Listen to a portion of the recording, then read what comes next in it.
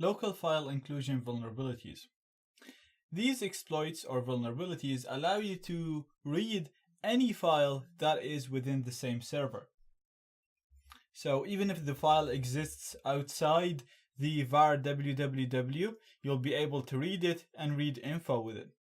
Now, why this vulnerability is critical? Because you can read any files. So if the users are storing some sort of important files or password files, then you'll be able to read them, and then from there you can further exploit your target.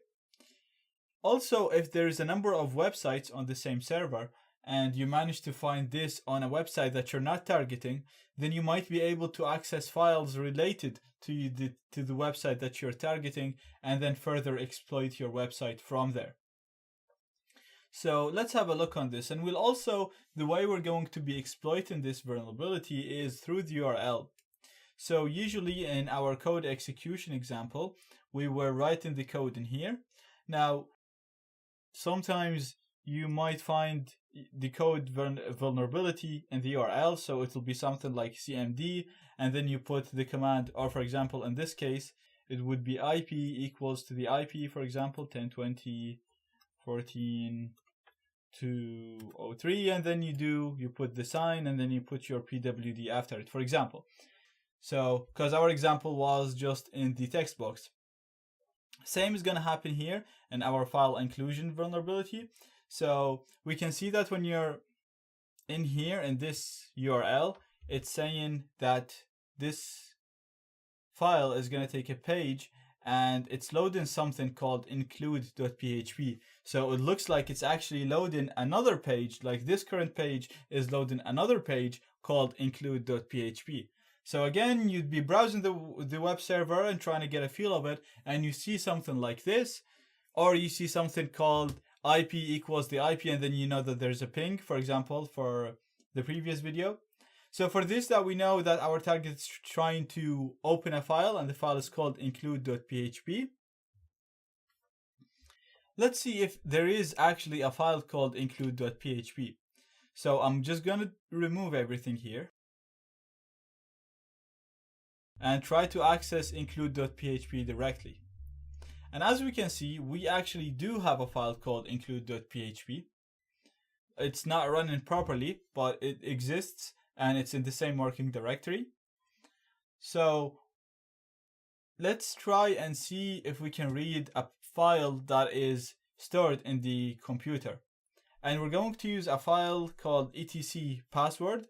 So that's the file which contains all the users and their paths on the current web server. So let's have a look on this.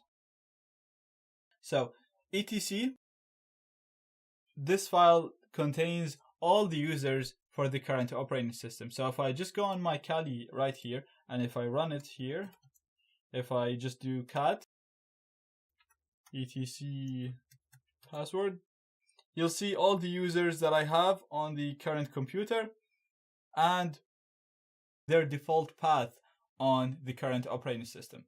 So we're going to try to read this file. And to do that, let's go back and see our current location. So our current location is in the FI file, in the FI directory. So we need to go back 1, 2, 3, 4, 5 times, and then go to etc password. So going back would be done using the ... And let's try and do that. So at the moment we're accessing this current file, and just to make it easier for you, actually, let's just put the full path right here. So in the page, it's trying to access this page. So what we actually want a place called etc password. So we need to go back 5 times for these directories. So this one is going to be, let's start them from here. So we're going back, back, back, back,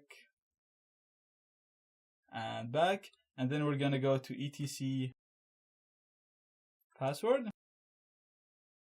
And as you can see, now we have the output of the etc password file.